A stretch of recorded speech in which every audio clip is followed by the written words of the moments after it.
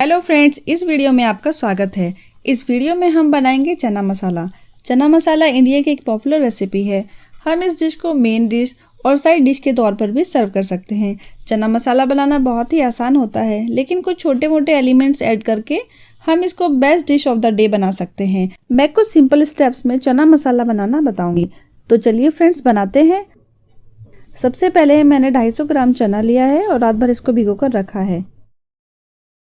चने को सॉफ्ट होने तक हम इसको बॉईल कर लेंगे।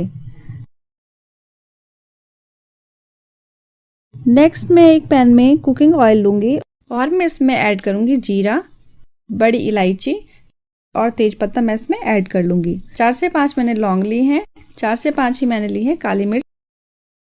अब मैं इसमें प्याज, लहसुन और अदरक का पेस्ट फ्राई करूंगी और लाइट गोल्डन होने तक मैं इसको भून लूंगी।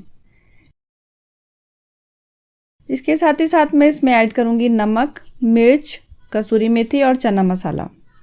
इसके बाद इसको थोड़ा सा मैं भूनूंगी और उसके बाद थोड़ा सा उसमें पानी ऐड करूंगी। पानी ऐड करने से क्या होता है कि प्याज की जो मिठास है वो बनी रहती है, उससे हमारी ग्रेवी और भी टेस्टी बनती है। इसके बाद मैं इसमें टमाटर की प्यूरी डालूंगी और अपना मसाला फ्राई करूंगी। फ्रेंड्स, जब तक मसाला हमारा फ्राई होता है मैं अपने चने को चेक करती हूँ। चने हमारे उबल चुके हैं। इसमें से थोड़े से चने मैं अलग निकाल कर रख लूँगी। उसका क्या करना है वो मैं आपको बाद में बताऊँगी।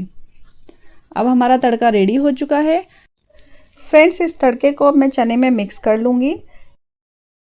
यहाँ पर मैंने एक बॉयल आलू भी लिया है, वो मैंने इसमें डाला है। जो चने मैंने अलग से निकाल कर रखे थे उसको मैंने पेस्ट बना लिया था और ये पेस्ट भी मैं इस ग्रेवी में ऐड कर लूँगी। अब ये सब मिक्स करने के बाद हम चनों में 2 सीटी लगाएंगे और 2 सीटी आने के बाद मैं इसमें अब हरा धनिया ऐड कर दूंगी। तो देखिए फ्रेंड्स, हमारे चने कितने सुंदर बन गए हैं। अब मैं आपको इसकी फाइनल प्लेटिंग करके दिखाती हूँ। आप भी एक बार इस तरीके से इन चनों को बनाइएगा और आपको अगर पसंद आए तो please like, share and subscribe my channel. Thank you.